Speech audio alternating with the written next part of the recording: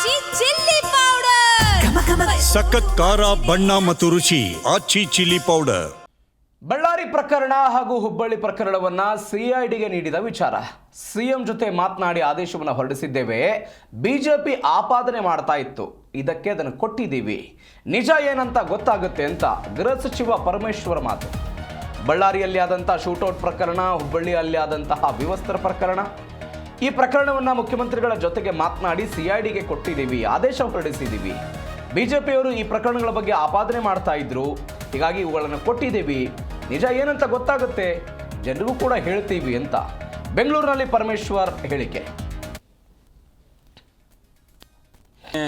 ಮುಖ್ಯಮಂತ್ರಿಗಳ ಜೊತೆಯಲ್ಲಿ ಕೂಡ ಮಾತನಾಡಿ ಅದನ್ನು ಆದೇಶ ಹೊರಡಿಸಿದ್ದೇವೆ. ಅವರು ತನಿಖೆ ಮಾಡಲಿ, ಯಾಕೆಂದರೆ ವಿರೋಧ ಪಕ್ಷದವರಿಗೆ ಏನೋ ಮುಚ್ಚಿಡ್ತಾ ಇದ್ದಾರೆ ಅನ್ನುವಂಥದ್ದು ಅವ್ರಿಗೆ ಅನಿಸಿರ್ಬೋದು. ಅದಕ್ಕೆ ಅದೆಲ್ಲ ಇನ್ವೆಸ್ಟಿಗೇಟ್ ಮಾಡಿದ್ರೆ ಗೊತ್ತಾಗುತ್ತೆ, ನಿಜ ಏನು ಅಂತ ಹೇಳಿ ಗೊತ್ತಾಗುತ್ತೆ. ಆವಾಗ ಅದನ್ನು ನಾವು ಸಾರ್ವಜನಿಕವಾಗಿ ಅದನ್ನು ತಿಳಿಸ್ತೀವಿ.